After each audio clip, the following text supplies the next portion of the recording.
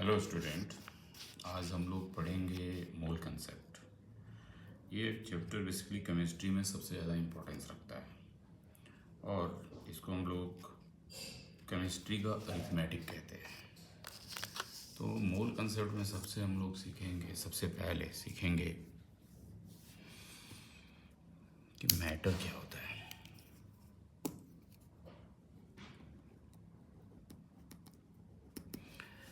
तो basically matter आप define करते हो कि कोई भी सबस्टांस जिसमें कुछ मास होता है और स्पेस ऑक्युपाई करता है, that is called matter.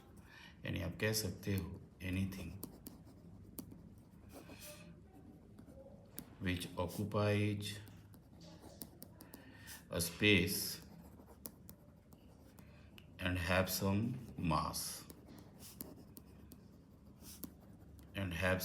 mass that is called matter।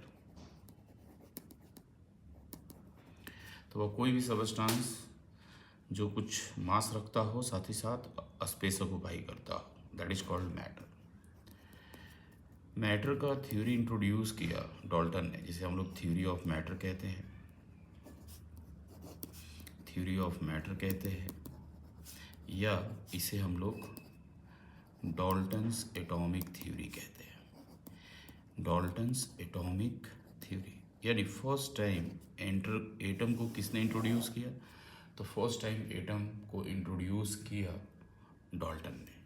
और ये पॉइंट आपने 9th में पढ़ा होगा, 10th में पढ़ा होगा कि बेसिकली अगर हम लोग यहाँ पे बात करें कि कोई भी मैटर छोटे छोटे पार्टिकल्स से मिल के बना हुआ है, जिन पार्टिकल्स को फर्दर डिवाइड नहीं किया जा सकता है, that particles are known as atoms. यानी matter is made up of very small and indivisible particle. Matter is made up of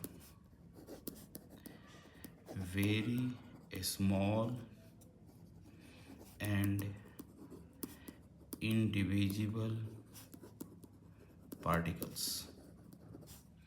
that is called an atom। यानी फर्स्ट टाइम एटम को introduce किसने किया? डाल्टन ने। Second point, अगर हम लोग बात करते हैं कि एक एलिमेंट के जितने भी एटम्स होंगे they will be identical in all respect. यानी आप यहाँ पे कह सकते हो कि all the atoms of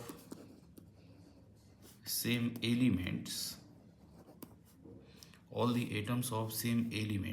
are identical in all respect,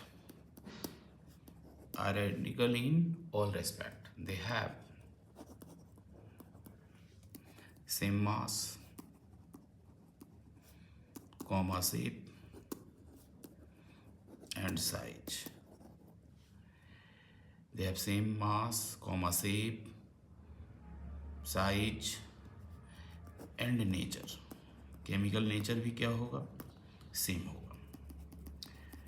third point की अगर हम लोग बात करें तो बेसिकली यहाँ पे तो सेम एलिमेंट, सेकंड पॉइंट में सेम एलिमेंट के जितने भी एटम होंगे उनके मास, शेप, साइज क्या होंगे? सेम होंगे। कि basically all the atoms of same element are identical in all respect, they have same mass, shape, size and chemical nature etcetera. Different element के जितने भी एटम होंगे वो डिफरेंट होंगे। Atoms of different elements are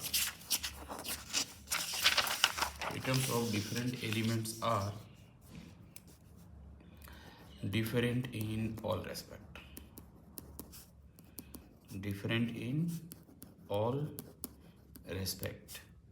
means they have different mass,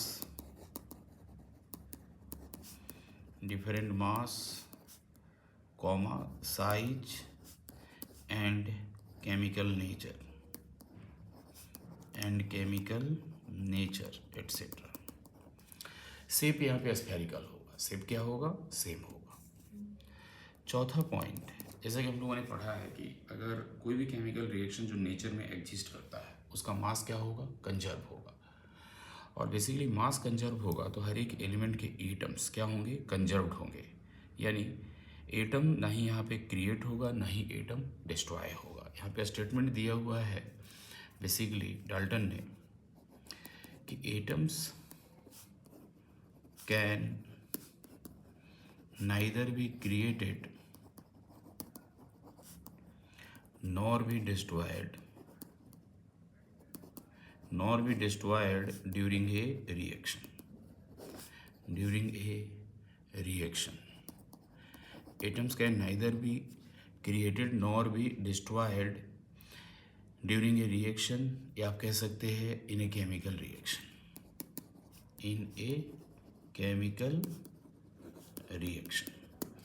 The atoms can neither be created nor be destroyed during a reaction या chemical reaction. Atoms क्या होंगे reaction में, कंजर्व होंगे। अब इस बेसिक पॉइंट के बाद हम लोग सीखेंगे यहाँ पे some terms to be used in mole concept. some basic terms हम यहाँ पे सीखेंगे। अब जैसे एटम को इंट्रोड्यूस किया किसने, एटम को इंट्रोड्यूस किया डाल्टन ने, तो लोगों ने पूछा कि बेसिकली इसका मास क्या होगा। तो उस समय कोई एग्जैक्ट टेक्निक अवेलेबल नहीं था, तो यहाँ पे इंट्रोड्यूस किया डाल्टन ने रिलेटिव टेक्निक। रिलेटिव टेक्निक के आधार पे हम लोग रिलेटिव एटॉमिक मास कैलकुलेट करना सीखेंगे कि रिलेटिव एटॉमिक मास क्या होता है। तो बेसिकली जितने भी एलिमेंट्स की डिस्कवरी हुई थी डाल्टन के टाइम तक, उसमें सबसे हल्का एलिमेंट कौन सा था, हाइड्रोजन। तो इन्होंने हाइड्रोजन स्केल पे बेसिकली एक एटम के मास को रिलेट किया और रिलेट करके रिलेटिव एटॉमिक मास रिपोर्ट किया। जैसे हाइड्रोजन क्या हमने पढ़ा है, 1H1 protium, 1H2 deuterium, 1H3 ट्रिशियम। तो ड्यूटेरियम रेफरेंस नहीं लिया, ट्रिशियम रेफरेंस नहीं लिया, रेफरेंस किसको लिया, 1H1 को। और 1H1 के आधार पे डिफाइन किया कि रिलेटिव एटॉमिक मास क्या होता है। तो रिलेटिव एटॉमिक मास होता है, it is the ratio of